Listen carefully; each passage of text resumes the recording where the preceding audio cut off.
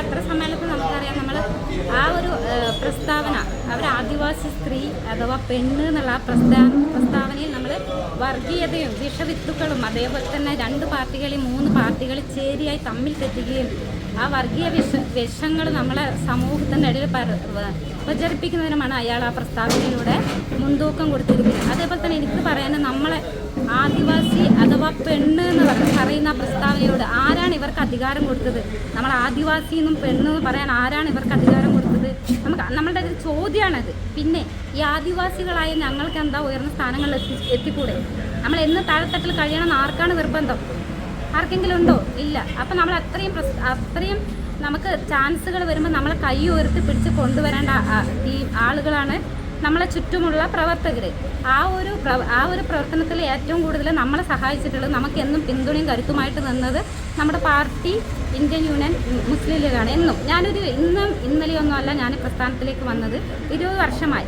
ആ 20 വർഷക്കാലത്തെ പ്രവൃത്തി പരിചയം കൊണ്ടാണ് ഞാൻ പഞ്ചായത്ത് പ്രസിഡൻ്റായത്. ഈ പഞ്ചായത്ത് പ്രസിഡൻ്റ് 4 വർഷം മുന്നേ നമുക്ക് പഞ്ചായത്ത് ഇലക്ഷൻ വന്നപ്പോൾ ഇത്രയും മുസ്ലിം സ്ത്രീകളും ജനറൽ സ്ത്രീകളും ഉണ്ടായിട്ടും നമ്മളെ തന്നെയാണ് അന്ന് പാർട്ടി പഞ്ചായത്ത് പ്രസിഡന്റ് സ്ഥാനത്തേക്ക് പേര് നിർദ്ദേശിച്ചതും മത്സരിപ്പിച്ചതും.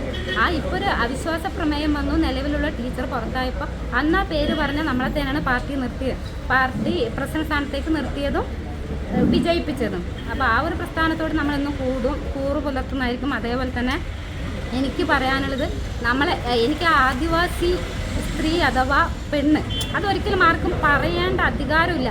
അപ്പം നമുക്കെതിരെ ഞങ്ങൾ അത്രയും ആക്ഷേപിച്ച് വർഗീയതമായി ഞങ്ങൾ നമ്മുടെ സമൂഹത്തിനിടയിലും ജനങ്ങളിലും വിഷം ചീന്തി അയാൾക്കെതിരെ എൻ്റെ ഒരു പനമരം ഗ്രാമപഞ്ചായത്ത് പ്രസിഡന്റ് എന്ന നിലയിൽ മനുഷ്യാവകാശം നേരിട്ട് എന്നൊരു കേസ് എടുക്കണം എന്നാണ് എൻ്റെ ഒരു വലിയ അഭ്യർത്ഥന. അതേപോലെ തന്നെ പനമരം ഗ്രാമപഞ്ചായത്തിലെ ജനറൽ സീറ്റിൽ നമ്മളെ എസ് ടി അഥവാ ആദിവാസി സ്ത്രീ, അയാൾ പറഞ്ഞ പോലെ ആദിവാസി സ്ത്രീയാണ് എന്നെ പരിഗണിച്ച പാർട്ടിയുടെ പേരാണ് ഇന്ത്യൻ യൂണിയൻ മുസ്ലിം ലീഗ്.